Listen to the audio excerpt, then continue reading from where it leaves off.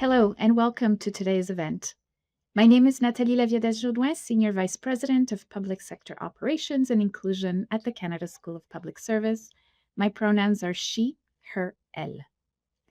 We gather today in recognition of the National Day for Truth and Reconciliation, a commemorative day observed in Canada on September 30th of each year. This day is dedicated to honoring the survivors of residential schools and their families, as well as acknowledging the lasting impact of the residential school system on Indigenous communities across Canada. This year's theme focuses on advancing economic reconciliation through Indigenous innovation and is presented in partnership with the National Centre for Truth and Reconciliation and Employment and Social Development Canada. Avant d'aller plus loin, je tiens à souligner que je me trouve aujourd'hui à Ottawa, sur le territoire non cédé du peuple Anishinaabe-Algonquin. Je reconnais que certains et certaines d'entre vous nous rejoignez de diverses régions du pays, chacun d'entre nous sur des territoires autochtones distincts. Je vous invite à faire une pause et à réfléchir à l'histoire profonde de ces terres et de ces peuples. Nous sommes reconnaissants de pouvoir vivre, travailler et apprendre sur ces territoires. Je vous encourage à honorer les traités et les accords historiques avec les peuples autochtones et à reconnaître et respecter leur contribution continue au Canada.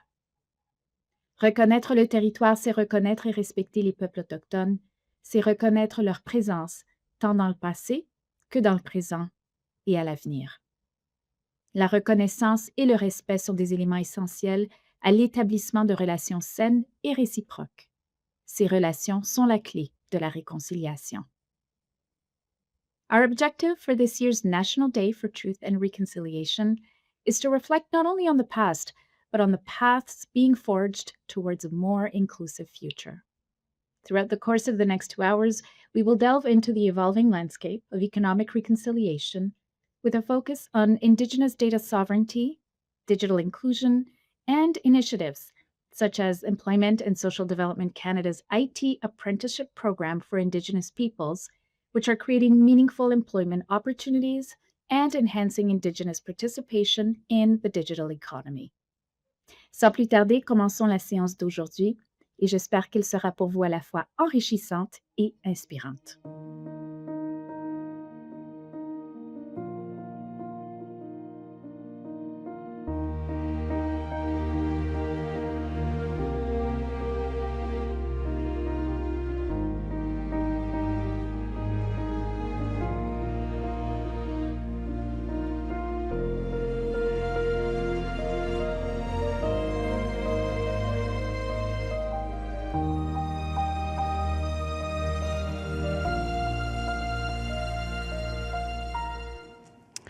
Kwe kakina. Hello, everybody. Bonjour toutes à tous.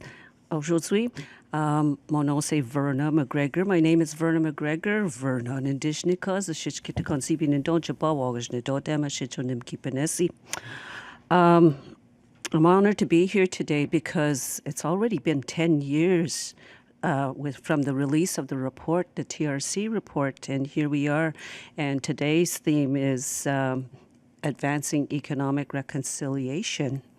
And my background has been in economic development, and there's a different sometimes understanding also too as well with this economic development, and it stems back from our even our creation stories of the caretaking of the land. And I speak often too as well of this prophecy of the 4 colors of people on this earth, and the reminder that we were all given the original instructions to as well to be caretakers of this earth. So one of the stories is that it's the reminder from the Red Earth people of our original roles. And I think part of that reconciliation is bringing back that understanding today as well, in addition to reconciling what has been done throughout history to the First Nations, Inuit, and Métis here. So I think that's a good discussion, and I look forward to the discussion today. And I'm just going to say a little opening prayer. I have my tobacco, and what I do with it is I offer it back to the sacred fire or the water, so that it's our connection from the physical world to the unseen world, and the unseen world is honoring also all the children that were and survivors that have passed to spirit, to honor them. So I say miigwech. Onjenya gashke toche mawan dose goshe non go mamwe ka kinapamad sa jikten as well goshe. Shwen mishnonina because we do kwa kakina ninjino and doganug gigimaji mamwe ji mamwe gigiwe ya Cookie, gigiwe cookie, and abigus. Migwachonje kakina gagishan dononje mam de gain in the kimenon, skaki question caso ninde kimenon, we don't go kakina pamatsajik, onje and agdawabdan kakina gujian in the kimenon, mam de gain the schnabe ki, migwachonje kakina te kisha gon keys to be keys as a shijanung shuk, we don't go nokumisnan onje and agdawabdan kakina gujia nibi, a shij mishomsanan onje and agdawabdan kakina gujia pamatsajik, mishoms mam de gay keys. Migwachonje kakina na sewen kagimishin. Jimino pamadsian. We do kwa kakina mam de gay giakusajik. Mam de gay washkanijik a shich mam de gay giakusajik. Mama ya COVID-19 jin kadig shich kakina kasuwin. Migwachonje kakina in jino en daganug. No shom sanan na gokmas nana shich na dabanoji shak. Mam de gay and don't denis onje na dabanoji shak kamashe denis wa goshe. We do kwa kakina mam de gay, we wis na jig, the magas a jig, akas a jig, kaya we me god with jig non gum. Chi wana ki waja shit chimino pamadzo watch, kan shesh kwat nigwe de simin, a shit kanan och guch nigwe de simin, shwen mishnon. Me gwetch, yeah, me gwetch. Again, I say me gwetch 4 times to honor the 4 directions, 4 seasons, 4 stages of our lives.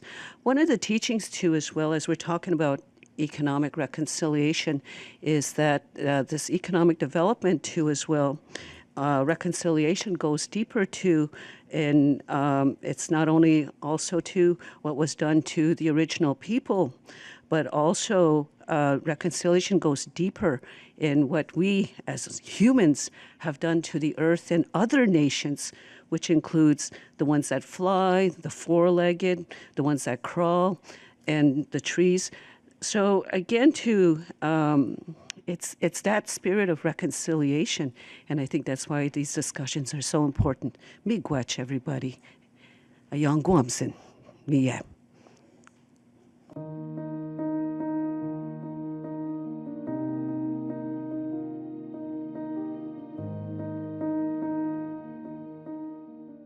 Hello, everyone. I'm joining you from the traditional unceded, unsurrendered Algonquin Anishinaabeg territory. I want to thank you for the opportunity to say a few words, and I want to thank you for taking the time to acknowledge this very important National Day. I've spent my entire life advocating for the critical importance of Canada not only recognizing the history and all of its pitfalls with respect to the relationship between Indigenous peoples and other Canadians, but I've also spent my entire work life advocating for change, for transformation, for progress, for reconciliation. I'm happy to say that as I'm 50 years old now, I have seen progress, but I've also been impatient at times because I've also wanted it to move faster. So events like today are critical to be able to get more allies, more supporters, and to empower the voices of Indigenous peoples across the country, survivors, their families, their communities, so they also have an opportunity to advocate for what is important to them. I'm a deputy minister in the federal public service, so I have that privilege every day of being able to exercise some influence in terms of core decision making in the government. But no matter what role you play, whether you're in the public service or not, whether you're in community doing great work, your voice is just as critical and as important, and it needs to continue to be heard. Au niveau de la fonction publique, on a une responsabilisation, on a une imputabilité de s'assurer qu'on va maintenir le progrès, qu'on continue à voir du jour à jour pour les générations à venir. Ça prend beaucoup de patience, ça prend de la résilience, ça prend de la passion, ça prend énormément de cœur et d'humanité. Mais ensemble, j'ai vu qu'on peut travailler pour avoir vraiment des nouvelles approches au sein de la fonction publique ainsi qu'à l'extérieur de la fonction publique. Nous sommes un exemple pour les Canadiens. Si on n'est pas capable d'être efficace dans notre approche à la réconciliation au sein de la fonction publique, on ne peut pas s'attendre à ce que d'autres, dans d'autres secteurs, dans d'autres domaines, le soient. Je suis tellement fière que quand je vois mes filles qui sont membres de la nation de Gaspésian, ainsi de moi-même de la province du Québec, quand je les vois aller à l'école, porter leur chandail orange comme je porte aujourd'hui et être fière de pouvoir dire dans un milieu urbain, ils ne sont pas en communauté autochtone dans leur école, de pouvoir vraiment parler de l'histoire de leur famille, de l'histoire de leur communauté. Ça, c'est quelque chose que moi, je n'ai pas vécu quand j'étais jeune. Donc, je vous remercie encore une fois de prendre le temps de participer à des événements. Je sais que vous parlez de l'économie, je sais que vous parlez des grandes priorités du gouvernement au sein d'avancer des grands projets, le côté numérique, toutes ces choses-là sont très importantes, mais la fondation est commune, qu'on discute de n'importe quelle priorité ou de secteur. La fondation, c'est notre relation. La fondation, c'est la réconciliation. Wilalyak.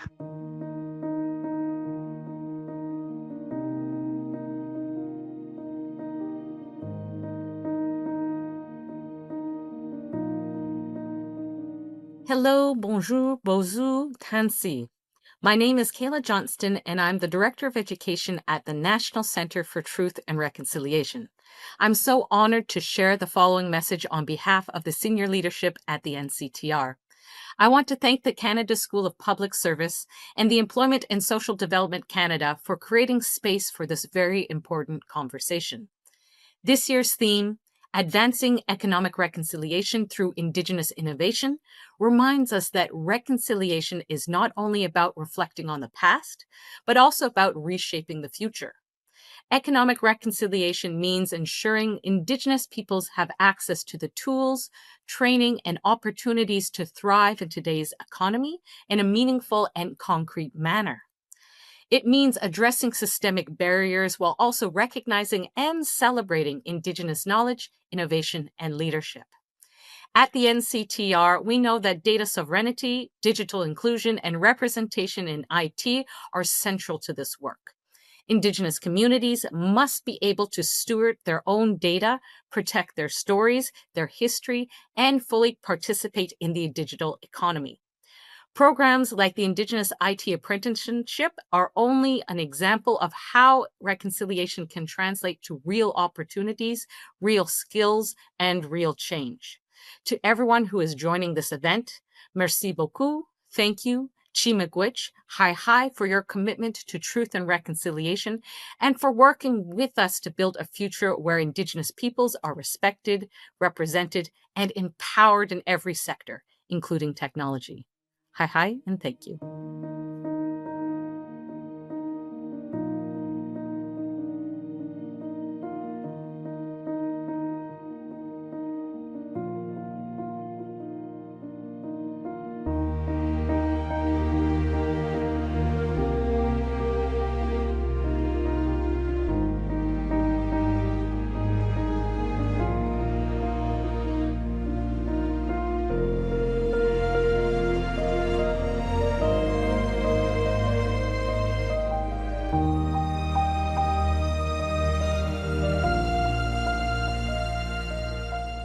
You're walking on the street. You met someone on the sidewalk, someone intoxicated, someone didn't look well. He was wearing dirty clothes and he didn't have a bath for weeks. Sometimes he slept in the back alley. He drank Lysol. He ate his food from the dumpster. You wondered if he went to residential school. The police pulled over a drunken driver. The driver didn't have no driver's license and no insurance for the vehicle. The vehicle was unsafe to drive. It had cracked windshield, a broken headlight, and bald tires. You wondered if the driver went to residential school. A struggling man trying to provide for his family. He applied for a job. He was interviewed. Sorry, we can't hire you. You're not qualified. You wondered if the struggling man went to residential school. A man stood before a judge. The man, he didn't know how to be a father. He did not know how to be a husband. He beat up his wife and put her in the hospital. The judge sentenced him to jail. You wondered if this man went to residential school. There is a man, he hated the church. He was angry with God because God wasn't there when he was sexually abused. He attempted suicide. He stabbed himself in the ribs, and he held a rifle under his chin. You wondered if this man went to residential school. Did you notice the residential school survivors across Canada? They're getting fewer and fewer and fewer. Someday, there will be no more residential school survivors. I'm a survivor, but I'm not the only one. There's something ancient about us. We were silent memories of our ancestors. We were existence, and we drew life from our culture and our traditions. We told unheard stories. Some went to the grave. Some stories echoed with truth. Kill the Indian in a child. You cannot kill the resilience. You cannot kill the spirit of determination. The arm of the child shall embrace our grandmothers and grandfathers. We hunted dreams. We hunted in the night. The truth was hard to find, hard to chase, and hard to capture. We hunted dreams. Tomorrow is hungry for rebirth, rebirth of every man, woman, and child. We were always here, and we're still here. Eternity opened the door for us. We were boundless in the veins of time. We lived two lives. Sometimes our life went around the bend, and sometimes our life would lay in the ditch. We sat at the table where crumbs kept us alive. Hunger flooded our dishes. Hunger sang a song of emptiness. We are called a man. We are called a woman. In the chambers of our childhood, we are the center of attention. Shall we tell stories to each other? There are thousands and thousands of desires that want to know the children behind closed doors. Shall we tell stories that our scars made us Aboriginal superheroes? Every child must return to injury with a needle and thread. Every child. Yes, every child matters. Every child matters.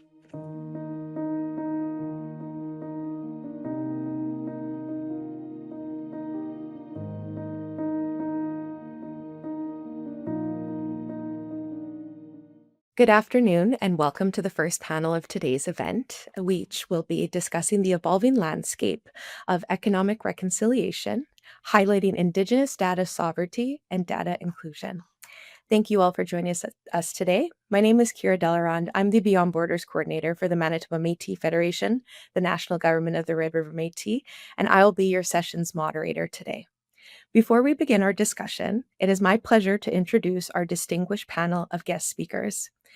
Jonathan Dewar is the Chief Executive Officer for the First Nations Information Governance Center, and Dana Tizia Tram is the Director of Arctic Circle Strategies and the Chair of the First Nations School Board. Let's now get this discussion started. I would encourage our panelists to speak in the language of your choice. From your perspective, what does economic reconciliation truly mean? And how do you can Indigenous innovation and leadership driving this forward? Well, before I get to all of the positive ways that economic reconciliation can be understood, I did want to start with a couple of sort of cautionary comments. So having long worked with residential school survivors, Indigenous peoples more broadly in the area of healing and reconciliation, I've really had this incredible opportunity over many years to not just think about, but learn from other people about these concepts of healing, these concepts of reconciliation. Of course, central to both healing and reconciliation is truth. And so, building from a place of strength, and certainly the 10 years we've had post TRC, the delivery of their their final report, and of course the calls to action. 10 years, like we literally just celebrated that anniversary this week. Although the calls to action themselves came out in July, 10 years ago. So building on all those strengths, the ability to build on top of work that has been done by many, many people from the grassroots through our leadership, up to and including the Truth and Reconciliation Commission and beyond. There are many positive ways we can take these conversations. Now, the cautionary comments are really about anytime you modify reconciliation. I think a theme that you're going to hear from me throughout is all of these things can be positive if they are truly Indigenous-led and First Nations-led, Métis Nation-led, Inuit-led, when those distinctions have to be at play. So I think that that's a theme that's probably going to come up a lot, is if Indigenous people are leading, if they're defining the concepts and defining the ways that we move forward with these issues, I think that's the position of strength. That's the starting place. So economic reconciliation can mean many positive things. But when we begin to modify reconciliation, I think we do have to be careful. So economic reconciliation, what's the imperative? What's the driver to frame it as economic reconciliation? Well, I mean, you don't have to look far to see that this is being driven by many Indigenous voices from the grassroots, through the private sector, up to and including First Nations, Inuit, and Métis Nation leadership. So that's great. But I do think we have to also approach this with a bit of caution.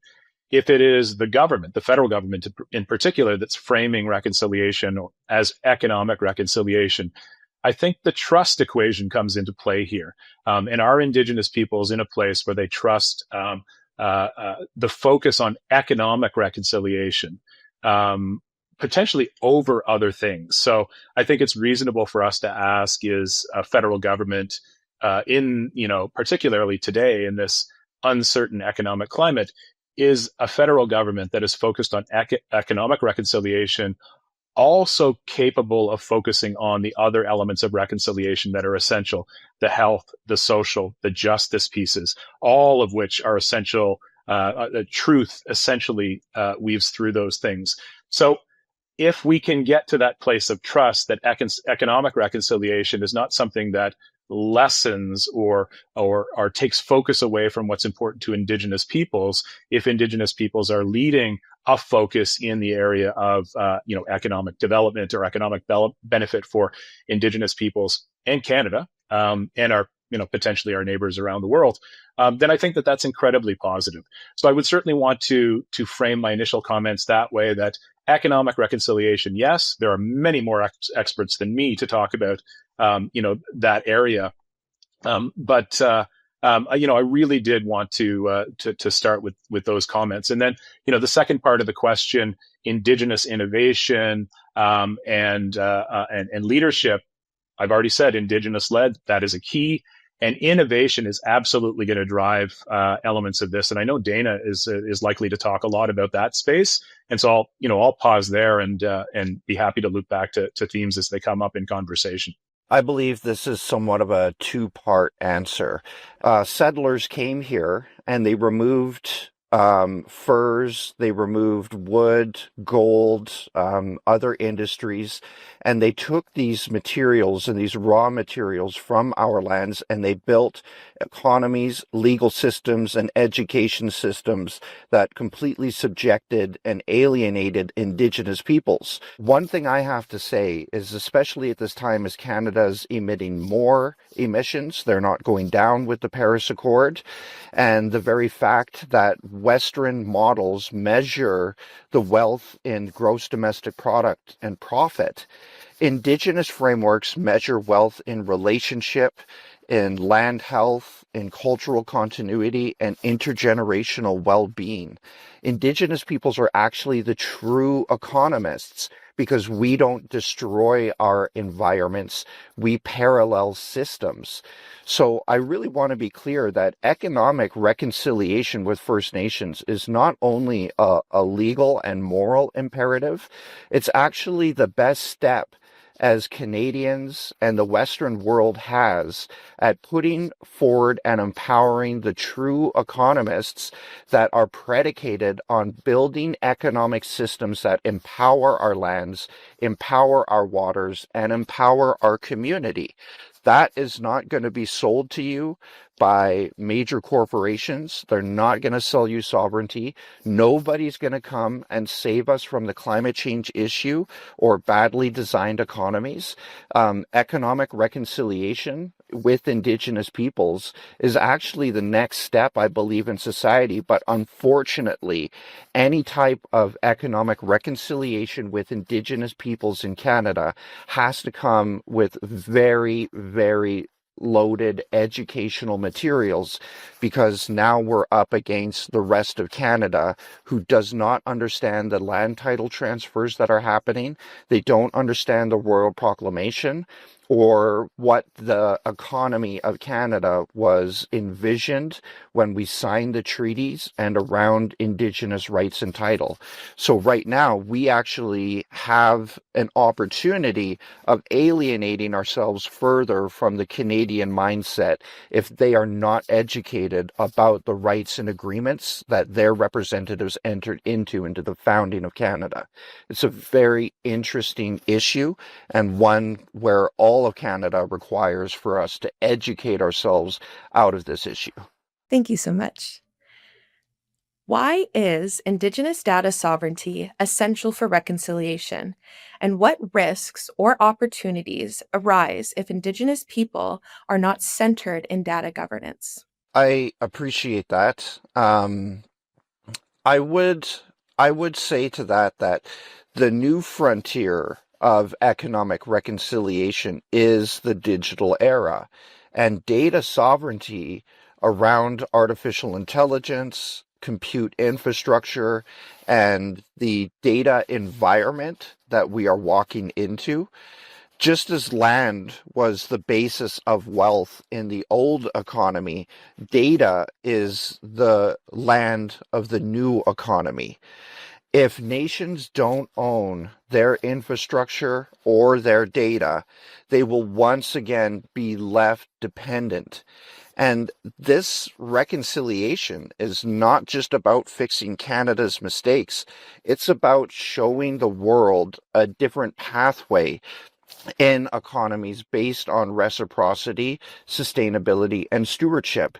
And I know this. You can look to the Umbrella Final Agreement and other modern treaties where the spirit and intent of these documents is postulated in advancing new relationships with Indigenous peoples. But we have to draw a line in the sand here that data sovereignty also means dignity. To have the ability to foment your own data and use for your own services is going to be the basis of this new economy moving forward. And everything that I've seen with the introduction of artificial intelligence perfectly encapsulates the zenith of capitalism today. Toxic capitalism that erodes our sovereignty, that erodes our self-agency. When we are creating the data with the applications that we're using on our phone, and you do not own any of the infrastructure, nor do you own the data, you are likened to a serf tilling the fields for your techno overlords. These major artificial intelligence companies are going to be taking our data and Indigenous people, and they will be creating products and services from our own data to sell back to us. And as I had said before, no corporation is going to sell you sovereignty. today is about getting the infrastructure in place to start protecting Indigenous data today. Moreover, that Indigenous people will have full agency and sovereignty over that data. What I'm basically saying is the future is decentralized, as we're fast entering an age where artificial intelligence programs can actually do a lot of the coding for these applications for you. We are at an incredible vector in time and history where the affordability of the infrastructure for these data centers and the technology allowing them to be used renewably with Indigenous applications of renewably powered and ethically governed data centers, we're showing how lazy the rest of the world is when they're approaching data centers that take from the land, that damage the environments, and disempower communities. It's very interesting to me to see such a technologically advanced and innovative field, but it is the simple principles of Indigenous communities and Indigenous peoples mixed with this technology that actually create a viable future, one that empowers communities, one that empowers the land. But none of this can happen with the continuation of artificial intelligence and the toxic data surveillance economy that we live in today, with hundreds of corporations piling into our applications and using them for completely different reasons than what that application has been applied to publicly and what they say that these applications are doing. There is a completely toxic, overly colonial and capitalistic field. What you're seeing is a very fast-paced evolution of toxic capitalism within this innovative field. And they're already destroying some of their own mediums. We're seeing the internet fill with AI slop or AI written content. This is about sanity. A sanity that foments in economic realms, but we can foster and realize in community with international revenue streams that are based off of ethical data practices, etc. If we don't want to continue making the same mistake that we have with our pursuit of GDP and the Silicon Valley, which is far overextending themselves over the rights of data and future generations, we need to start this now. And I've been speaking with people around the world, and I am telling you that I'm convinced that it is Indigenous people that have the natural disposition to actually work with this technology in an intergenerational context that pacifies a lot of the capitalistic tendencies that we're seeing today. This is an ethical issue, a moral issue, a philosophical issue, but one of staunch practice in real-world economic and sovereign applications today. This could be the biggest issue facing our world today, and I believe it is Indigenous people who are the most well-versed in sovereignty, and therefore, by application, data sovereignty. Indigenous people are much better positioned to deal with this issue than non-Indigenous communities, where coordination around their public officials and their communities to achieve data sovereignty is a much more nebulous conversation and much more difficult to achieve. Yeah, so this is a very interesting question. So, of course, data sovereignty follows sovereignty, right? So when we're talking about reconciliation, I think absolutely the conversations have to start with the sovereignty question or questions, right? So, and so in Canada, the distinctions are really important.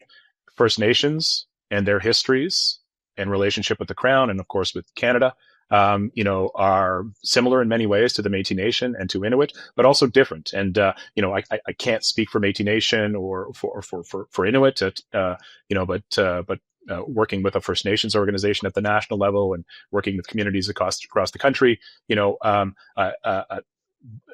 better able to talk about this idea of like First Nations data sovereignty. So it's wonderful that data sovereignty has become, a word that is in, common use now. But there's always a danger with that, and so reconciliation itself is a very good example of that. 25 years ago, there were small pockets of conversation where the word reconciliation was in use, but it really wasn't until sort of the healing movements in response to residential schools started to really catalyze events across the country, leading, of course, to the Indian Residential School Settlement Agreement, leading, of course, to the Truth and Reconciliation Commission, which was an element of that settlement agreement. So, First Nations or Indigenous peoples having to sue Canada for action we're pretty familiar with that, right? And so that is what led to the settlement agreement. The TRC was a component of the settlement agreement. So for good or for ill, however we got there, we had this, this really major initiative and largely Indigenous-led initiative. So the Truth and Reconciliation Commission, with its mandate, carried out its mandate over those years, concluding in 2015. But it doesn't mean that that's the only place that these conversations were in existence, because, of course, we also have the international work that led to the United Nations Declaration on the Rights of Indigenous Peoples. And Indigenous peoples in Canada contributed significantly to those international conversations, right? So the nation states, Canada was one of those four that was very, very slow to acknowledge, adopt UNDRIP. It eventually happened, and I think many people in Canada are proud of the work they did to support the development of that work internationally. And you find data sovereignty within UNDRIP, and it follows the sovereignty piece. But one of the things that people need to sort of wrap their heads around conceptually is you will hear a lot of framing around Indigenous data sovereignty. That's certainly a viable term when we're talking big picture international. But when you get to the domestic context, when you get to the Canadian context, you really do have to focus in on First Nations as distinct from Inuit as distinct from the Métis Nation. And then talking about First Nations, you have to go further. Dana was saying earlier about the education piece that is essential for people to be effective in economic reconciliation. Absolutely bang on. If people do not understand these complexities, that you must move from the terminology of Indigenous to the domestic context, understanding those distinctions, First Nations, Inuit, Métis Nation, and then within the First Nations context, the fact that these are sovereign nations that will have their own worldviews and histories and ways of looking at things, and that's where the decision making is going to happen. So the nation-to-nation relationship is not sort of, fluffy language. It is real. I think we need to acknowledge, this is the truth element of Truth and Reconciliation, we need to acknowledge the extent to which Canada has truly, certainly historically, but even contemporarily, positioned itself as truly in nation-to-nation relationships with First Nations. This is all in the TRC's final report. It's woven through the calls to action. Although the economic component of the TRC calls to action is, pretty short, at least in terms of the number of calls to action that focus on that, central to it is UNDRIP. And so UNDRIP is now Canadian law. There is an action plan. Canadians generally, but certainly Indigenous peoples and public servants working with Indigenous peoples, people from the private sector working with Indigenous peoples, they need to know UNDRIP. They need to know the Canadian law, and so that's both federal and some jurisdictional laws like BC, UNDRIP law in BC. They need to know the action plan, and they need to parse out these details. So before we can get to data sovereignty, you cannot skip over all of those other contextual elements. So if we've done all of that work and we're at a place where we're talking about Indigenous data sovereignty, or more importantly, the way the distinctions-based peoples in this country approach information sovereignty following their sovereignty, then it really is essential to reconciliation. If we don't center Indigenous data sovereignty within economic reconciliation, what we will see is a continuation of, or perpetuation of, an augmentation of extraction, of, frankly, theft. I know we're going to talk about AI in a moment. Dana has already alluded to this, but AI without ethics attached to it will simply, it's like a nuclear bomb exploding the potential for extraction and theft of really, really important information, things that are central to culture, to language, to Indigenous worldviews and ways of being. So, Indigenous data sovereignty, yes, absolutely essential. But people have to acknowledge there's an awful lot of work you have to do before you can get into meaningful conversation around the theory and practice of data sovereignty. And now, fortunately, there are both national, regional, and local efforts, certainly in the First Nations space. My organization, the First Nations Information Governance Center, we've been given a lane to operate in by leadership across the country, and we're working in that space with First Nations across the country to help them assert First Nations data sovereignty. Right, the rights holders do that assertion; everyone else respects it, and so I think there needs to be this education piece that Dana talked about. And then when you get to the practical implementation of practices of data sovereignty at the nation to nation level, there are some things that need to be resolved. Canada's information governance regime, such as it is, its laws and policies, focused on the individual. And of course, First Nations, Indigenous peoples more broadly, have always had their own legal systems, ways of understanding the rights of individuals, but also the rights of collectives. And so if you're talking about rights holding collectives, in certainly the First Nation spaces I work, there is the necessity for us to acknowledge when it is a collective's right to assert its sovereignty over information. Well, Canadian law is inadequate, if it exists at all, for the assertion of collective rights. So if we're talking about reconciliation, there are these massive paradigm shifting, fundamental, foundational, choose your descriptor, reconciliation actions that Canada and Indigenous peoples still have to work through. In the meantime, we don't stop everything while we try to fix those major things.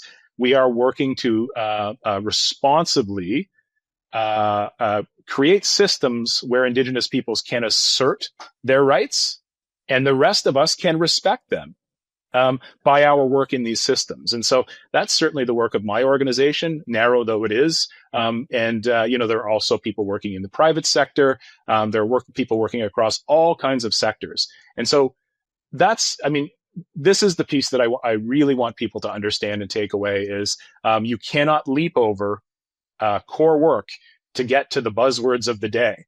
The buzzwords of today hopefully are meaningful because they're meaningful and not just because they're in use as buzzwords. Certainly, we won't let you do that if you're working with us. But I think this is a takeaway that people, the audience for this, for this panel, that's a key takeaway for people. If you're a public servant working in systems, you have a role to play as a Canadian. You've been called on to help advance reconciliation. Now you have to do it respectfully and in line with the systems of accountability you are working within. But you do need to use your voice. And so if a lack of education around these things, a depth of education around these really important contextual elements are missing, then you must demand it, because the system cannot allow you to be effective if those with the authority to build better, tear down systems if needed, those with the authority to take those actions need to hear this, and they need to be pressured to do it. An election is not enough.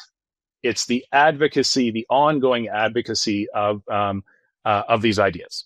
As technologies like AI and digital systems evolve, how can Indigenous knowledge and values guide more ethical and inclusive approaches to this work? I really appreciate the question, and I'm not going to hold back on this one. When we talk about how can Indigenous knowledge and values guide more ethical and inclusive approaches to artificial intelligence, I think we need to take a step back all the way to the epistemological fork in the road. Epistemology is what is truth and how do we know it to be true? Let me give you an example of when Hernandez Cortez was moving through the Juan de Fuca and up through the United States. They came across a peoples in South Dakota, and they were conducting a community ceremony. What they did is the whole community gathered in a circle and lined up the pubescent children. And in the middle of that circle was a basket and a weapon. And one at a time, the children would enter the circle and choose one. If a young man picked up the weapon, that would show the community that this is a man with man principles and qualities. He could be a warrior chief. If he picked that basket, well, this is a male with some feminine qualities. Perhaps he's a medic, or he makes the armor and doesn't belong on the front lines of war. If a young woman picked up that weapon, well, she's a strong woman with male qualities. Maybe she's the community chief, organizes the community.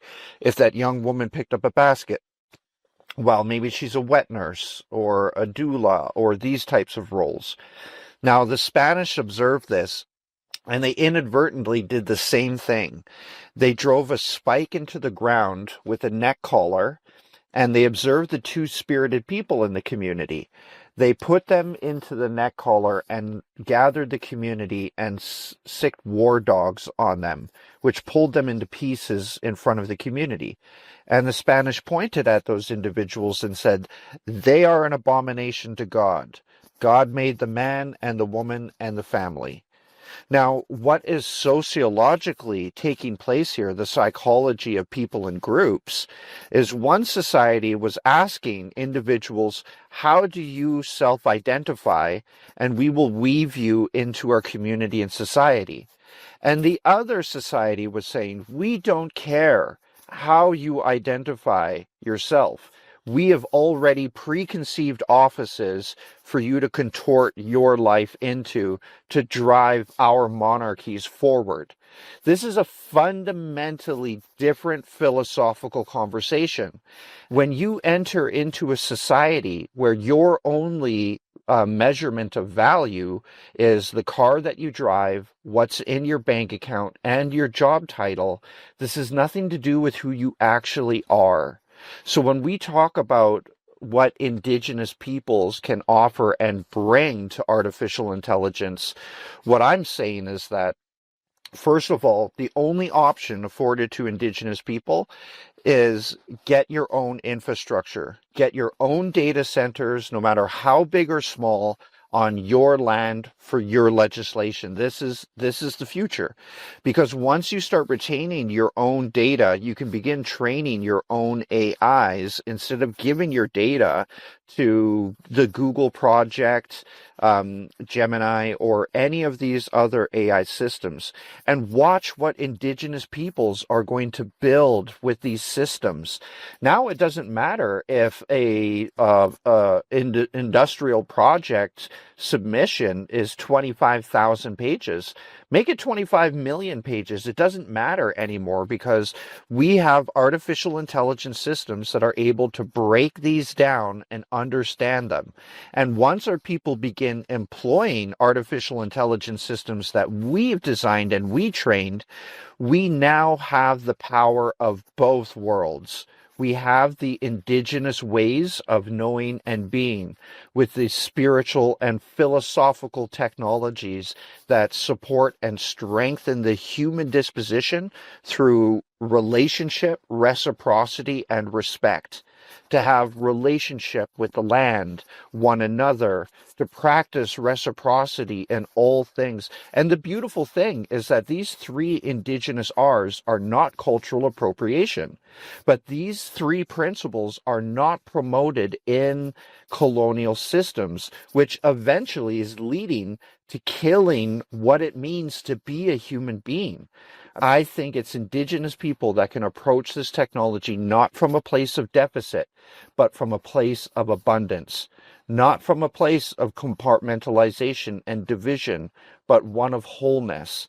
And I foresee Indigenous peoples now recontextualizing industrial projects that are put forward.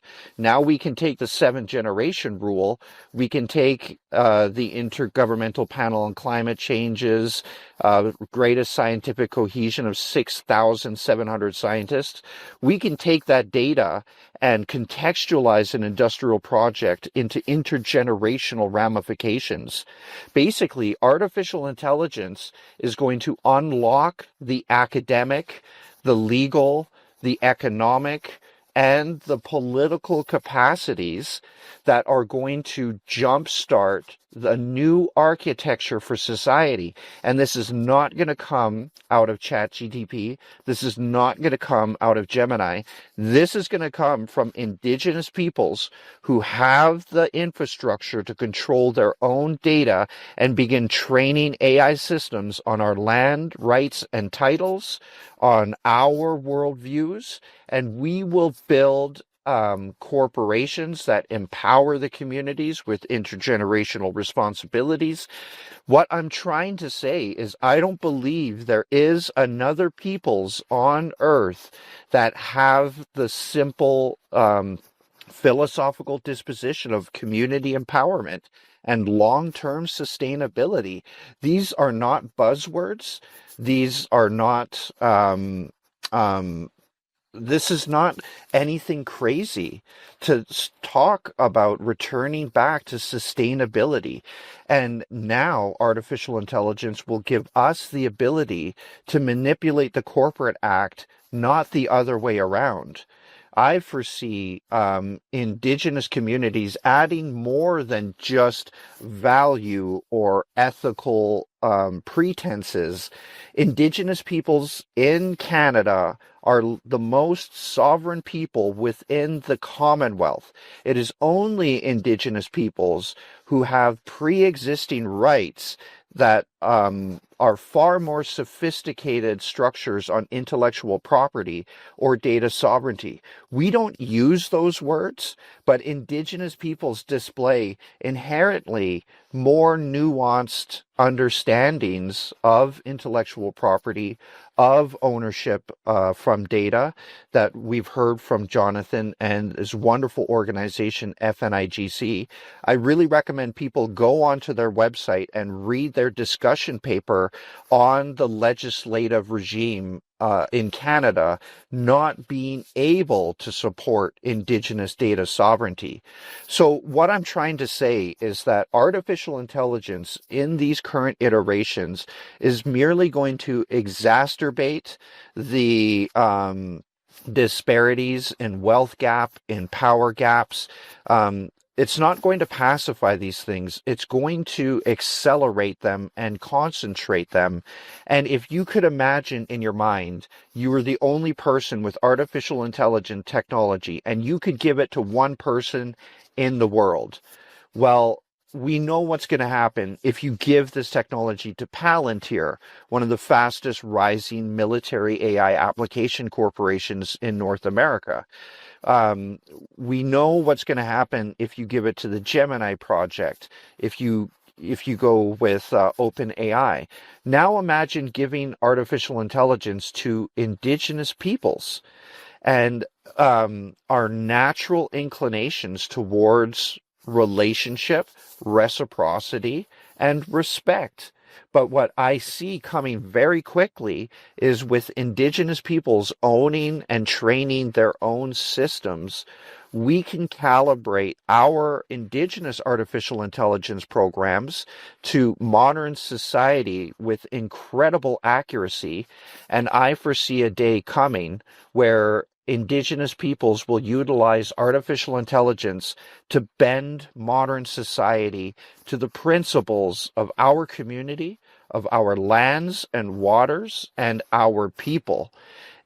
I don't think I'm being dramatic in laying out that it is Indigenous peoples who have the healthiest view of economies and how they should function, a holistic view where diversity is a strength. And as we know from nature, it banks on diversity and rewards cooperation. I guess what I am saying is that Indigenous peoples are the peoples who should be developing this technology, not the current state of affairs that we see today. So there's a lot of good things to come for Indigenous peoples. And this is predicated off of your land's rights and title. And with these data centers on your land, you can legislate and create a higher degree of certainty, ethics, and transparency than anyone else within the British Commonwealth and anyone else in North America. It's only Indigenous peoples with these rights and these titles married with this technology, and it is limitless where we can go. But again, this will not be sold to you by another corporation. And if Indigenous peoples do not pick up this technology and start innovating, then we are going to have a future full of Facebooks that does nothing for our community, that disempowers and actually usurps not just our thought power and our organizing power, but our financial abilities as well. The future is not these extractive models. They are grassroots, ground up, decentralized exercises of some of the most innovative people in the world, which is the Indigenous peoples in our humble communities who are working on how to make a future sustainable. This is not happening to that degree across a population in a city of Toronto or the city of Vancouver. It's happening in our villages, and artificial intelligence is going to release the best parts of ourselves to really show the rest of the world something different. And to close off here, I'd like to ask, what gives you hope about the future of Indigenous leadership in shaping Canada's digital and economic landscape? And what actions should our audience take to support this work? Yeah, so I've alluded to elements of this already. I mean, one of the things that makes me really hopeful is the incredible thought leadership we've had over many years. And I think Dana's demonstrating that as well, right, in some of his responses. So we have this incredible ability and we didn't always have the spaces that we have now. So there have been hard-won victories. There have been difficult but rewarding collaborative and even co-development over the last decade, 2 decades. Certainly in my professional life, like I don't think my mother or my grandmother could imagine that we'd be where we are today in terms of the relationship pieces, right? Acknowledging that there are still big paradigm-shifting things to do in the nation-to-nation relationship context. The talent in Indigenous communities is incredible. Now, the caution, of course, or the caveat is always how do you get opportunity to people? How do you ensure that people, communities, nations have capacity, right? The capital that is required for some of these things. So much of our work, certainly the kind of work that we do in the not-for-profit space, is dependent on government goodwill, right? And so this idea that First Nations have put forward, in a context of what values are, they put forward their priorities. And so there are national strategies across many things, including economic considerations. Indigenous strategies must be Canadian strategies, right? They must be. Gone are the days where you add a line or two to a Canadian strategy that gives some sort of passing reference to Indigenous matters. If Indigenous peoples are putting forward these strategies, investing in these strategies, then they must be central to Canadian strategies. And that's the diplomatic or political relationship aspect of it. So I think the fact that we've seen positive developments over the years, but are still largely dependent on governments agreeing that our priorities align with their priorities, that's going to be an ongoing challenge. But the thought leadership, the ability of our formal leadership to drive the work at these different levels, the diplomatic, the political, the technical. I think we're in a place that we haven't been before, and the future should be very, very positive if there is ongoing concerted goodwill on the part of all players. So not just Canada, but Canadians as well. Like, it really matters if you have opportunities to inform, the politics of this country. Like, if you have opportunities to say what is important to you, well, the relationship with Indigenous peoples, righting past wrongs, and truly living up to the honor of the Crown and other obligations, treaty obligations. Like, these are things that Canadians you should be carrying this in your quiver along with all those other things that are important to you. So that would be my challenge to people is continue that work if you're doing it. Join us if you are on a learning journey to get to that place. And, as Dana was saying, like, there's an untapped well of amazing potential in Indigenous communities. We just have to get the calculus right. A lot of good things underway, but much progress to make. Thank you both again very much. This concludes this panel's discussion. I would like to thank both of our speakers and all of you from across Canada for your participation and being with us today. I hope you enjoyed today's discussion as much as I did, and I wish you just as much enjoyment for the rest of the event. Thank you again. Merci. Merci.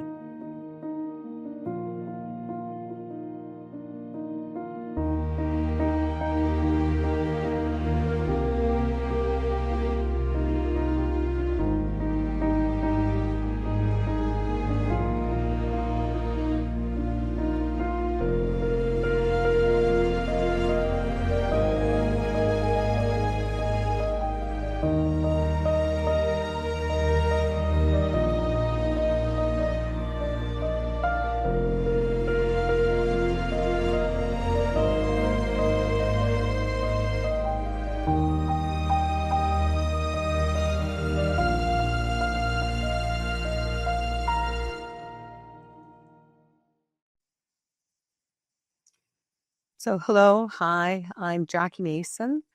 I am a Red River Métis, and I was born and raised in the historical Métis homeland and Treaty 1 territory. Both my parents were, I say were Métis because they've both passed away. I am a descendant of Cuthbert Grant, who has also been called the leader of the Métis and hailed as the founder of the Métis Nation. Today, I'm here to talk to you about remembrance, resilience, and renewal. When I think about remembrance, I earlier this year went through the passing and grieving of the passing of my mother. She was 94 years old. And it brought back a lot of memories of my time with my mother and things that we endured as a family. My mother and my father both grew up in Santa Clara, Boggy Creek area. And unfortunately, it was a very racist area. And when somebody called you Métis, the word Métis was used as a swear word. It was definitely not a word of endearment. My mother, who was very white, fair-skinned, light hair, green eyes, could pass as white. And so my mother did. Throughout her lifetime, she passed as white. My dad, however, was dark hair, dark skin, dark eyes, very much like me, and he could not pass as white and did not pass as white throughout his lifetime. My father grew up in a home of 13 children. My grandfather was impacted as a product from colonization, and unfortunately, my grandfather abused all of his 13 children. As a result, all of them became alcoholics. And my mother didn't realize this until after she was married and realized that my father was a wonderful man when he wasn't drinking, but when he drank, he was very abusive. And when my mother had already had 4 little girls and was pregnant with her last child, she endured a very abusive evening one night. And when she recovered from that evening, she realized that she needed to make a change in her life, that she needed to be able to move, take us, and head for safety. So she did, pregnant and 4 little girls in tow. My mother left my father. And unfortunately, at that time, there were no supports for women who left an abusive relationship. There just wasn't that in existence. So my mother had to go on welfare. She had no family in the city. She was on her own. So she went ahead, she went on welfare, and she knew at some point she was going to have to continue to make changes in order to provide support and a good life for us girls. When my oldest sister turned the age of 12, my mom was able to then go back to school and get her GED. Because my mom was born in 1930 during the Depression, and my grandfather pulled her out of school when she was in grade 6 and said, you don't have to have an education to learn how to change diapers and keep a house. So my mother only had a grade 6 education, and she knew if she wanted to have any hope of having making a good income or having a career, she needed to go back to school and get her GED. So she did that, and she would go to school at nights, and my sister would look after us at night, and my mother would go to school, and she earned her GED.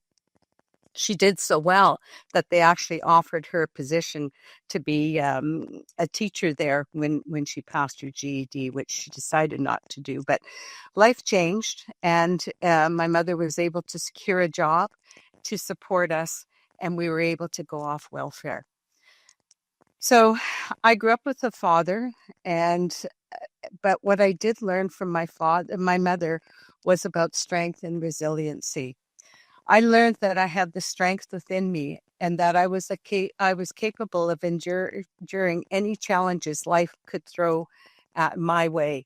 My mother was a very strong woman. She taught herself how to knit, how to crochet, how to upholster our furniture. She, when we lived on welfare, my mother often got donations of clothing, and my mom would take that clothing, she'd take it apart, she would make patterns out of newspapers, and she would resew the clothes for us and to make it in more the style it was of the day, and so that it looked new for us.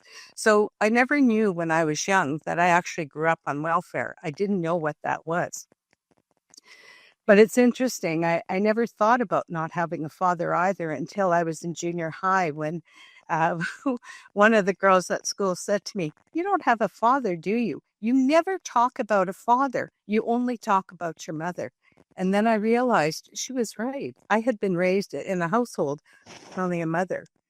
But I was very fortunate to have lived with a mother who was very strong and who believed in being able to rely on yourself, to be able to put yourself forward, and to be able to take the challenges that life threw at you. Growing up as a young Métis girl, I grew up and I endured a lot of bullying and racism, and this continued and even after I entered the workforce. I became a very tenacious person, and I learned when I got knocked down, I had to keep putting one foot in front of the other and moving forward. I had been extremely blessed in my life in that I have a husband who supports me and owns us. This year, we celebrated our 50 years of marriage. It has been from that strength and resilience that my mother had that helped me forge the life I have and the ability to continue to move forward in my life. Working in the federal government, and I worked for the federal government for almost 39 years, there is racism and bullying, and it's alive and well in the federal government. And it's really important that you, as an Indigenous person, can find the supports you need to be able to make it through work. I was very fortunate in my work life that I had some extremely good colleagues, and I was able to do a lot of work and in advocacy within the Indigenous community, and I have been able to help make changes in one department in particular that I worked in for a number of Indigenous people. working within that department. And I was able to find some extremely strong allies within the non-Indigenous communities within the workplace as well. And by being able to find those colleagues and find those allies, I was able to draw on them as well in order to help support me and help me endure some of the things that happened, and also be able to impact changes as well. And then when we talk about, so that was, talking about resilience and why it, when they talk about the Métis, they often talk about the resilience of the Métis and how it was through their resilience and the resilience of our ancestors that kept the Métis community and kept our cultures and our traditions alive, and allowed us to be able to today be able to say, I am a proud Métis, and it's okay for me to say it within the workplace, to be able to say it within my home life, within my communities, or any organizations that I belong to or join, that I do no longer have to hide who I am and what my cultures and traditions are. And my family, fortunately, have grown up in and have really embraced the Métis cultures and traditions, and my grandchildren. So I'm very proud and very, very thankful that our Indigenous leaders, our Métis leaders in particular, have forged that way for us and have made the differences and have fought for our recognition. When we talk about renewal for me is ongoing, whether it has to do with personal renewal in my spirituality, my family, my career, and now in retirement. I had to learn not to be so hard on myself and not to take it to heart the things that people said to me. Having a career in the federal government, I was very lucky to have had many opportunities and many abilities to work in a number of different departments. I also, learned that I had to find again people, colleagues, allies who supported me or could support me as well as I worked within those departments.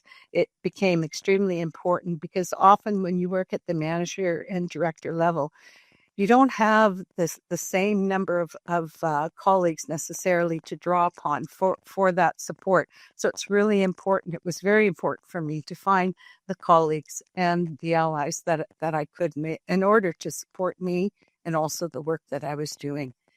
Because when you talk about changing culture within a department, that change does not happen overnight. It takes a long time, and we are still working, and there are still a number of really good Indigenous people within the federal government that are trying to make change and that are continuing to forge ahead and help to renew the federal government as a whole, so that it can be more inclusive and more supportive for our Indigenous people and the future Indigenous people who want to work within the federal government.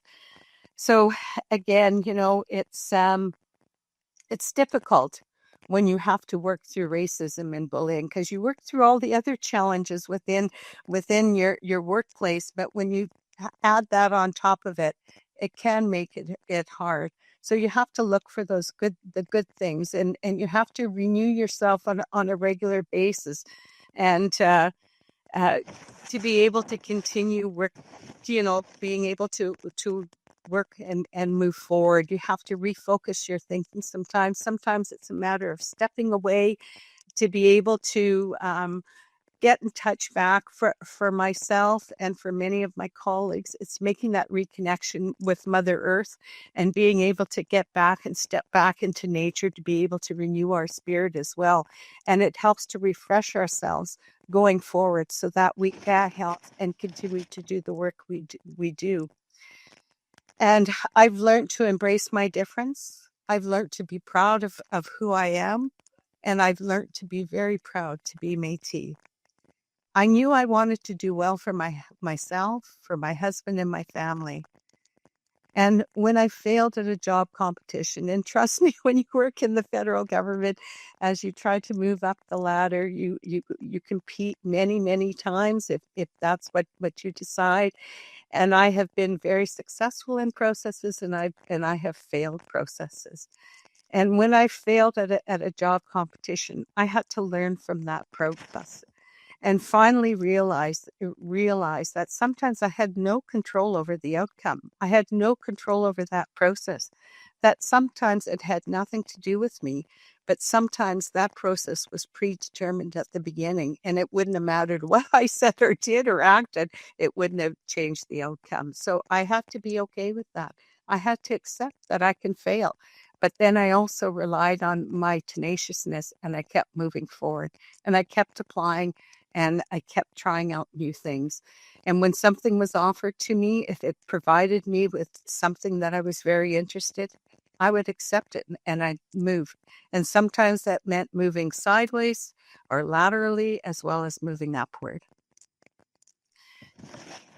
So, life has challenged me, such as, deaths in my family, career changes, uh, a loss of a friend, etc. I had to draw upon that inner strength within me and sometimes recharge, refocus, and draw upon the people who support me. Having good, positive supports has been essential and what has saved me during my life's journey.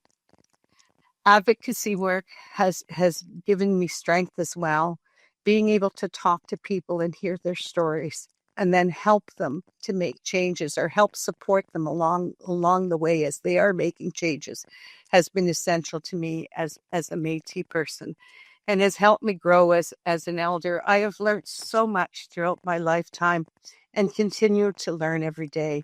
And I've continued to give back to our community and to my colleagues and to my allies who have supported me. And often I, at the end of the day, receive more than what I give. Miigwech.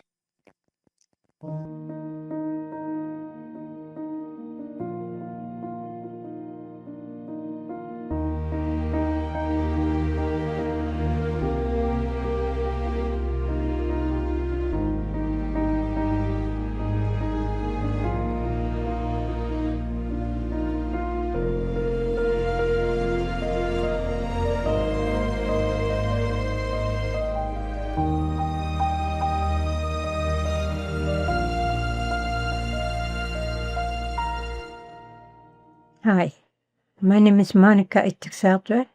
I'm residential school survivor of 3 places, one in Chesterfield Inlet, Northwest Territories at the time, but after Nunavut, it's now Chesterfield Inlet, Nunavut, Churchill, Manitoba, and Winnipeg. Well, actually, place which is about 8 miles out of Winnipeg, St. Norbert.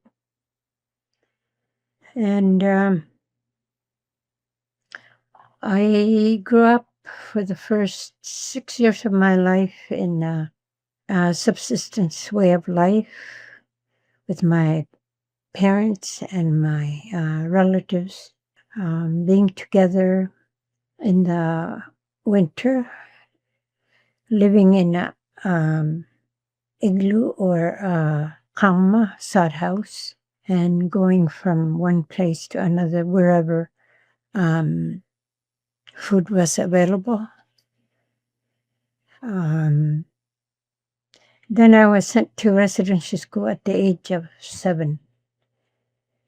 And so I want to talk about the Truth and Reconciliation Day and how, I want to say the truth. And so that's part of my journey, to tell the truth about what happened in residential school, in residential schools in general, and how reconciliations should happen. Well, the way I see it. So there was a policy with the federal government to kill the Indian and the child. And I'm First Nation Inuk of the Inuit origin. And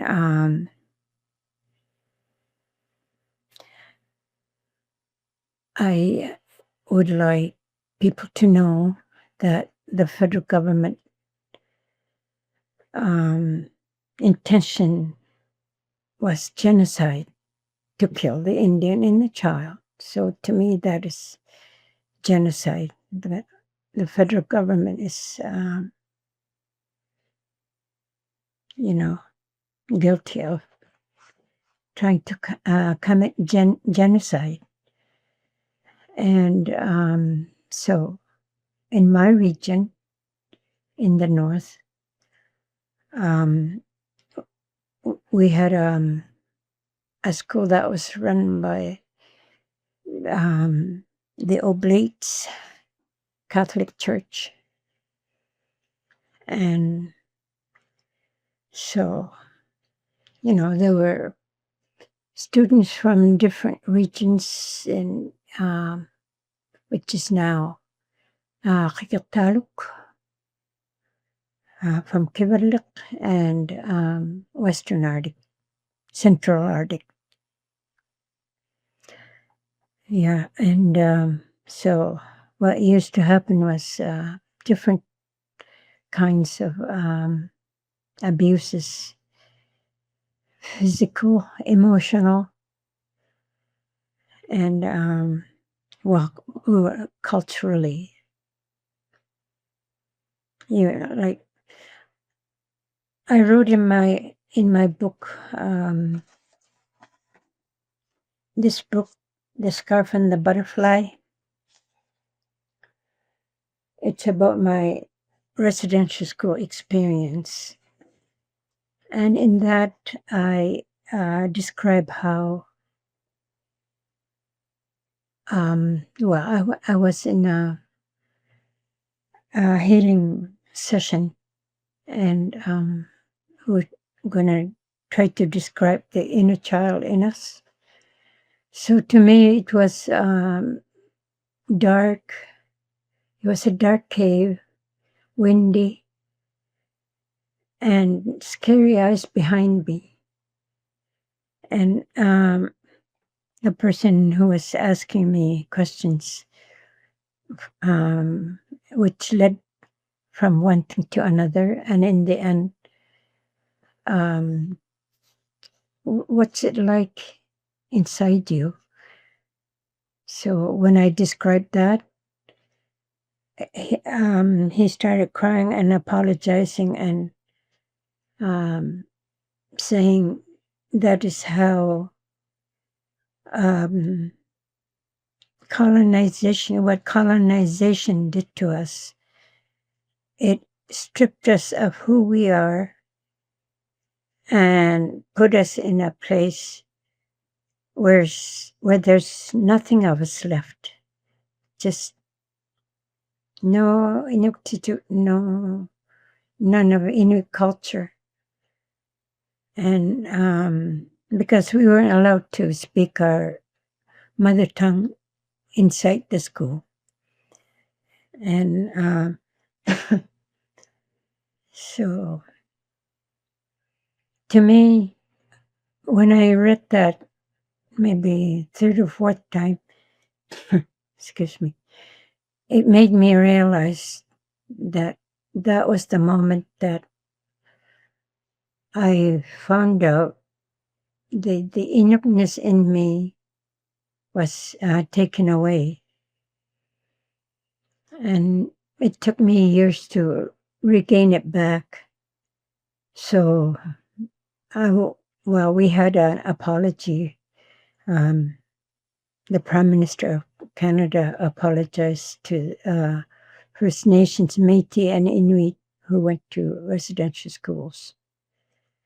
But one of the things that I want to happen in Canada is for everyone try to teach mainstream society of what happened in Canada.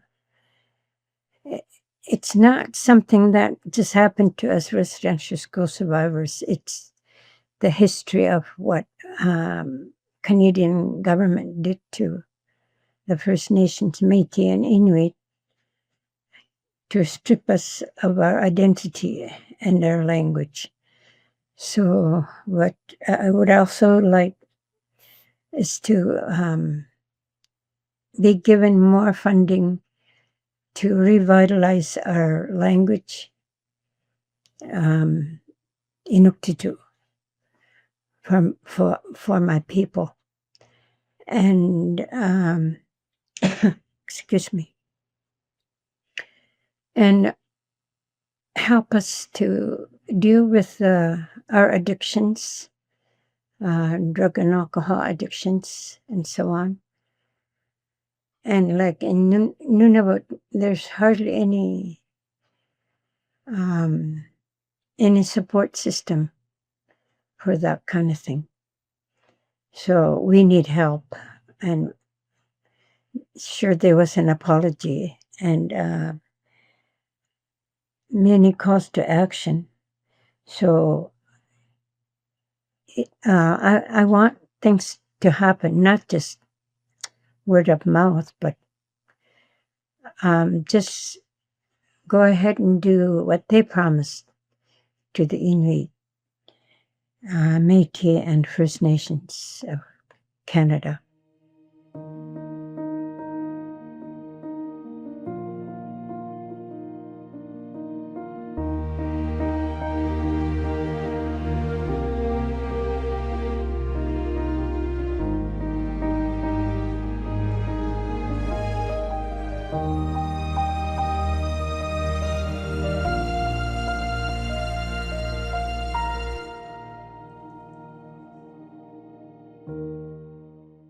Kwawati, Sabrina Hiati, Shia Wendatendi, Wendakendare, Shia Hianzawish Wayotukutta. Donc, bonjour tout le monde, je m'appelle Sabrina Godbout, je suis Wendat et québécoise.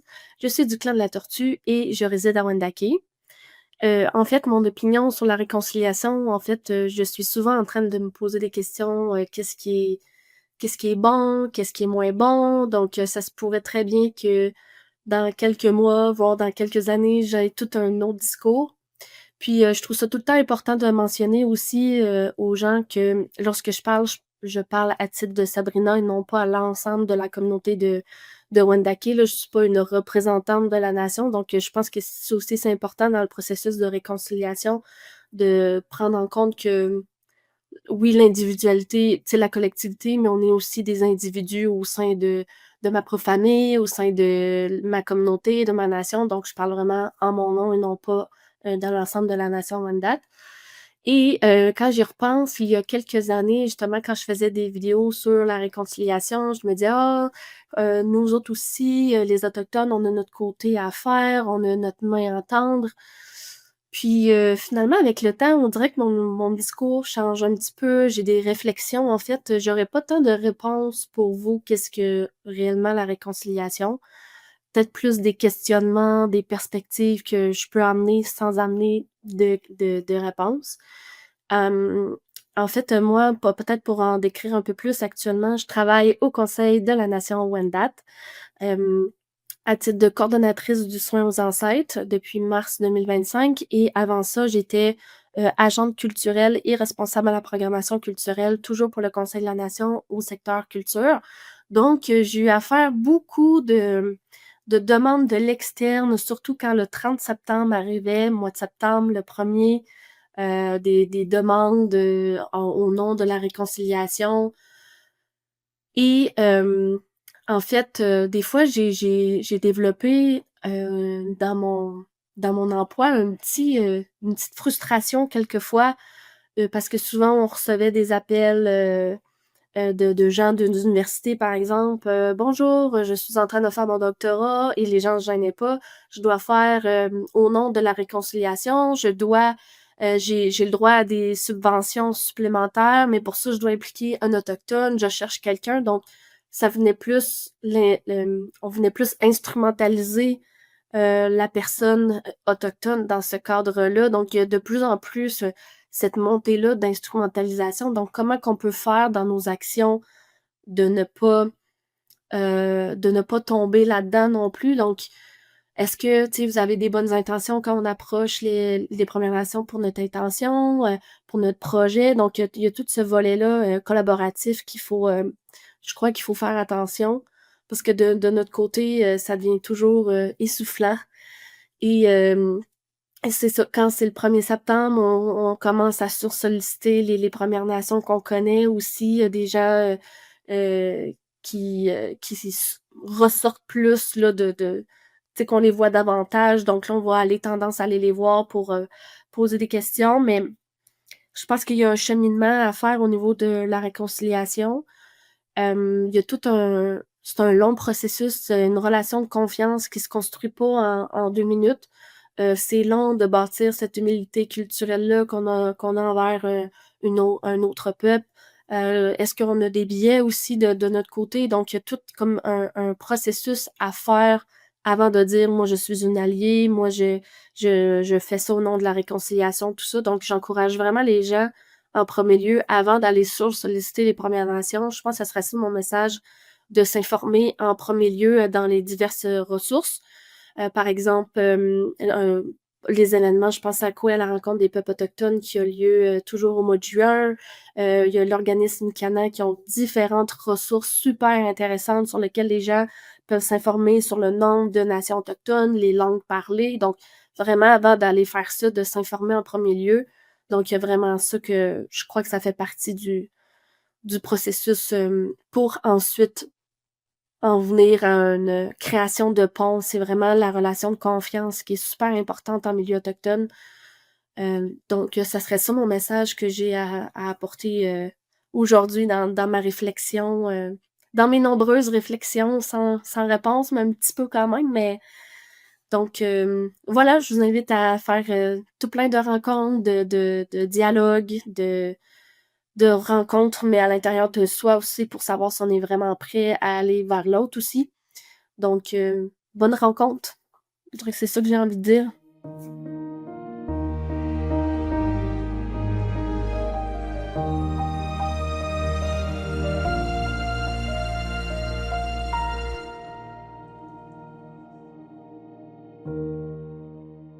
Hello, bonjour, Kwe, and welcome to the second panel of today's event, which will be discussing Employment and Social Development Canada's IT apprenticeship program for Indigenous peoples, which is actually for all of us, and how it really is creating meaningful employment opportunities and strengthening Indigenous participation in the digital economy.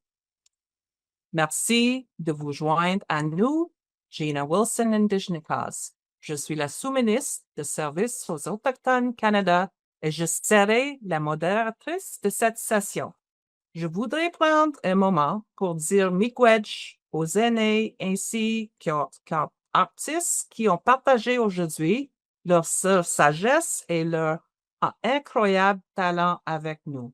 Je suis remplie de gratitude d'être ici avec vous aujourd'hui alors que nous nous réunissons pour réfléchir et apprendre sur la réconciliation et sur l'importance d'honorer les voix autochtones à l'occasion de la 5e Journée nationale de la vérité et de la réconciliation.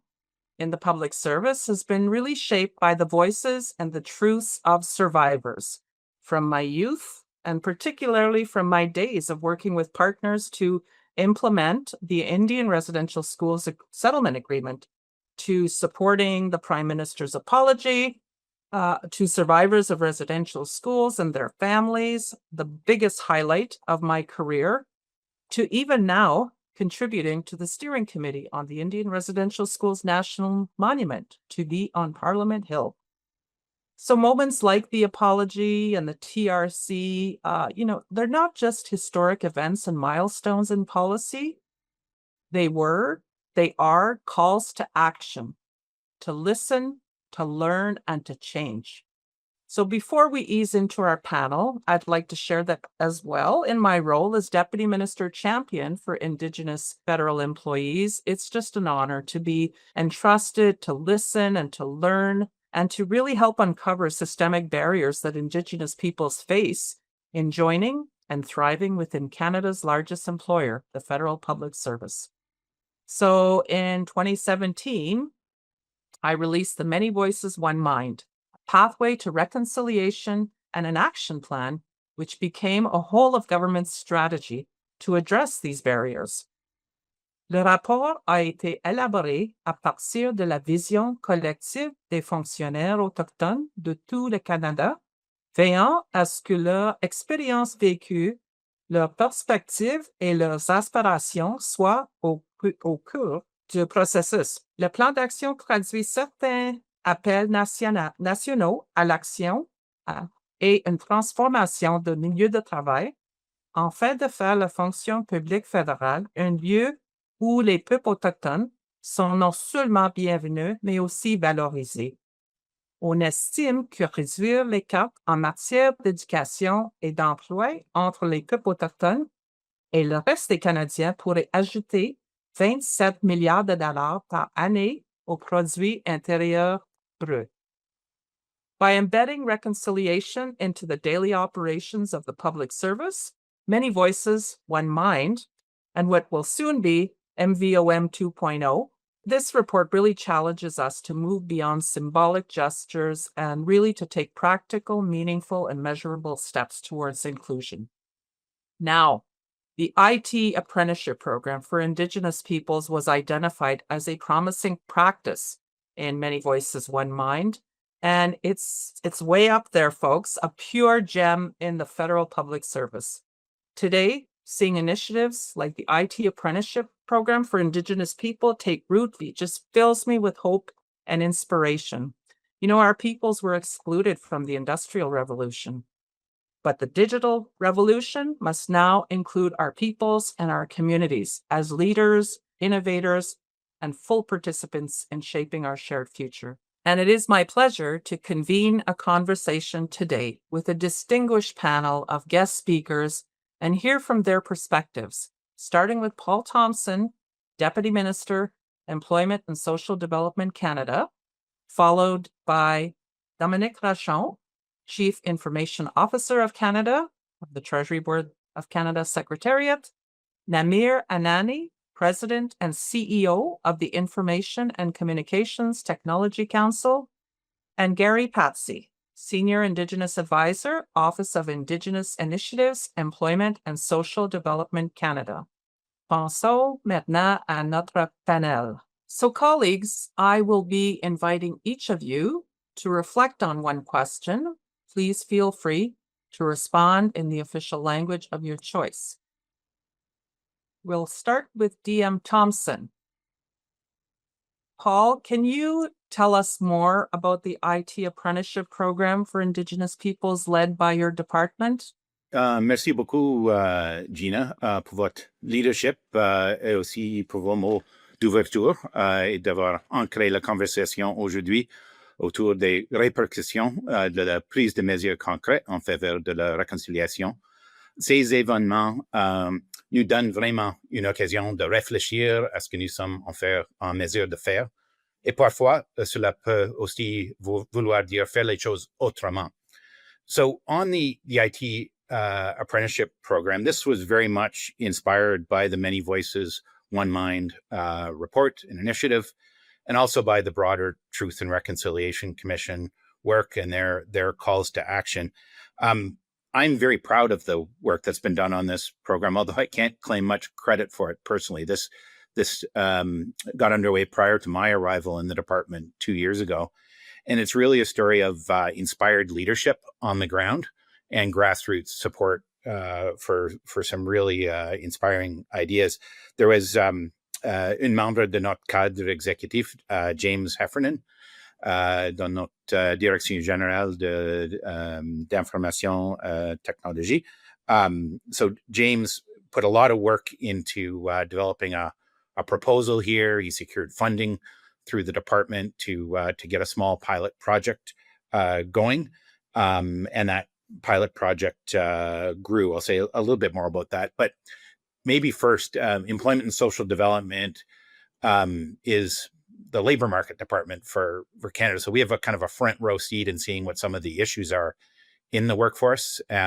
We see the inequities in the workforce. We see participation rates and so on. And there is a recent study, for example, on Indigenous participation found that even though Indigenous peoples represent 4.8% of the workforce, they're only 1.4% of the technology workforce. So significantly underrepresented. So the government of Canada does a little bit better than that, but we too have a gap. So that's what this initiative was all about. It started as a pilot project in 2020, looking at pathways to employment in the IT workforce for Indigenous peoples.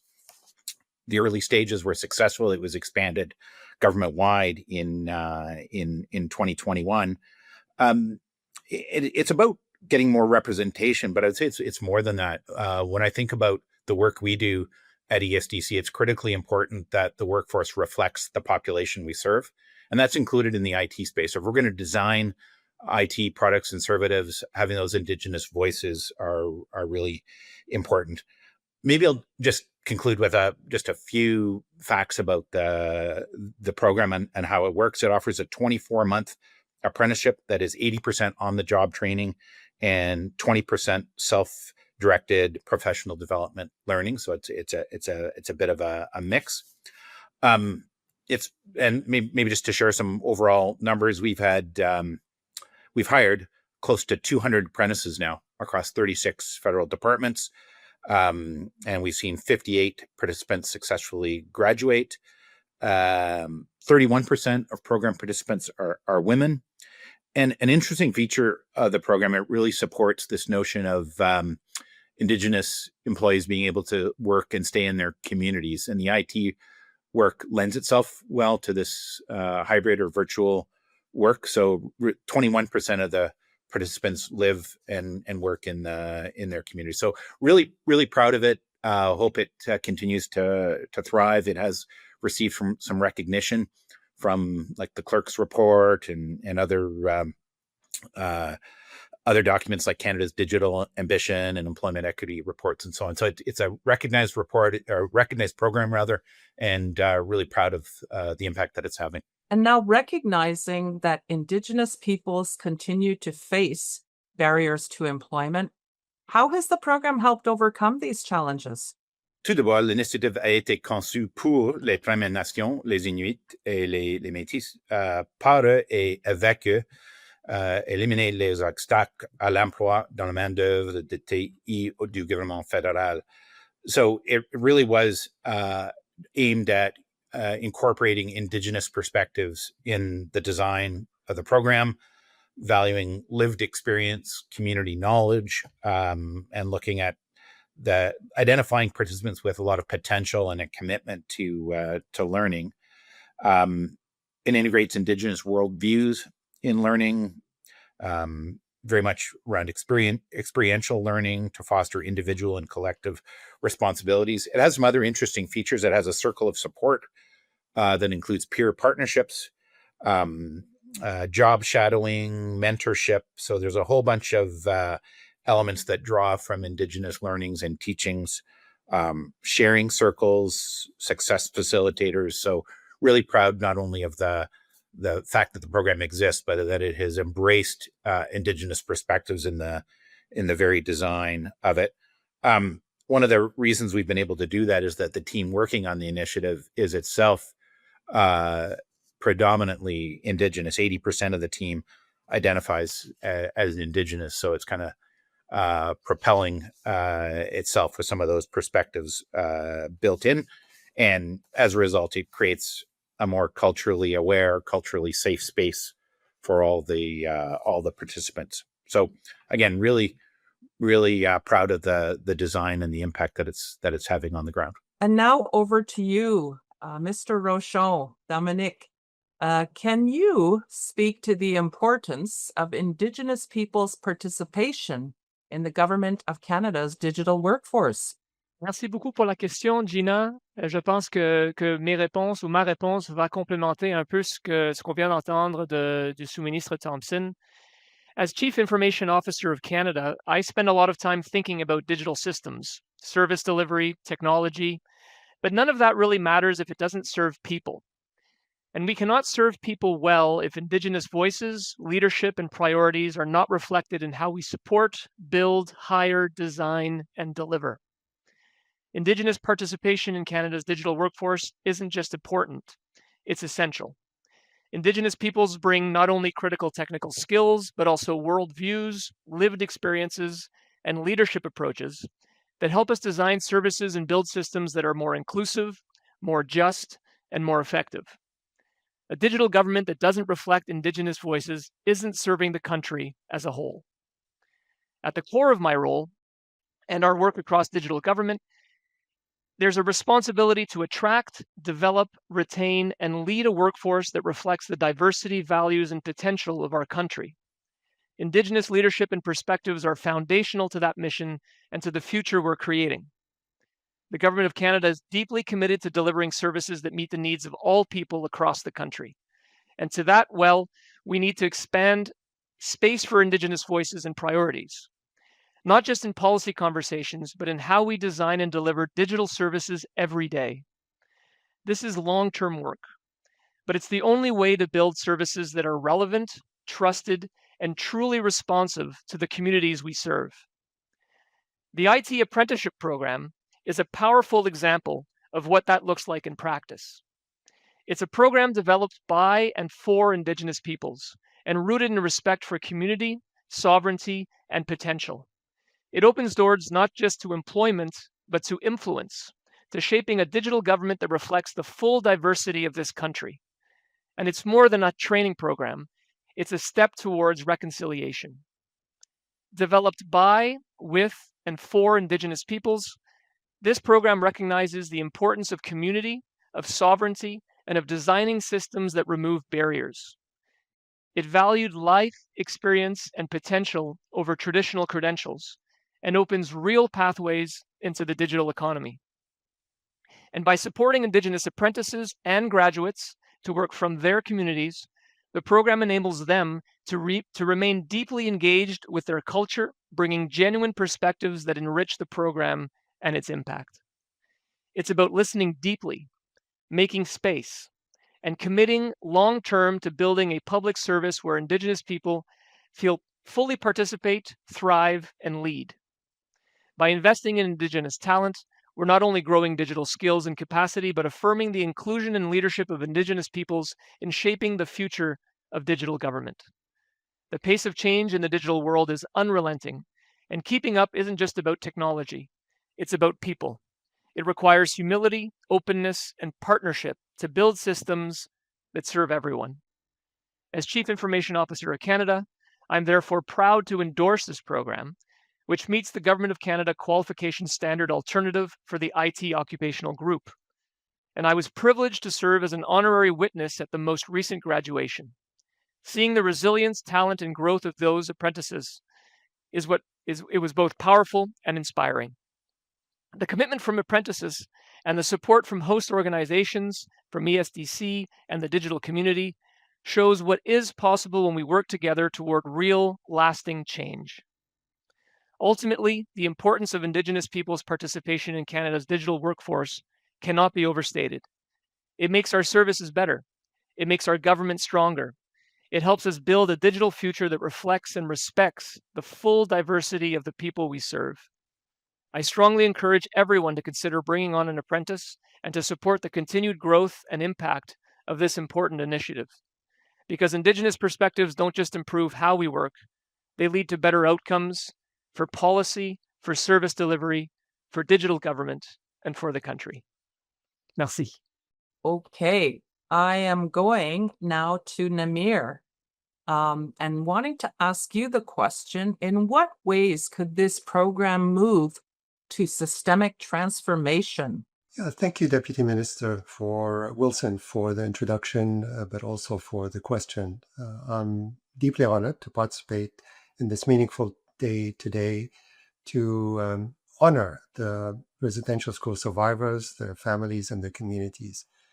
Merci tout d'abord de m'avoir invité à participer à ce panel. Au nom du Conseil de technologie de l'information et de communication, je suis vraiment ravi de participer à cet échange sur un programme aussi novateur et porteur que le programme d'apprentissage en TI pour les peuples autochtones. If I reflect on my own personal commitment as it relates to reconciliation and the role that my organization, the Information and Communications Technology, in its mandate to advance Canada's digital advantage in a global context, but also as part of our role in corporate Canada, I see many meaningful ways that we can contribute and the private industry can contribute to this perspective. If I look at the Truth and Reconciliation Commission, which was mentioned, the call to action 92, certainly it defined many meaningful ways for the private industry to partake in this objective, in either through inclusive hiring or developing respectful partnerships with Indigenous communities, or embedding mechanisms and concepts in the conduct of their business, whether it's in the development of the software or in the procurement or many other activities associated with that.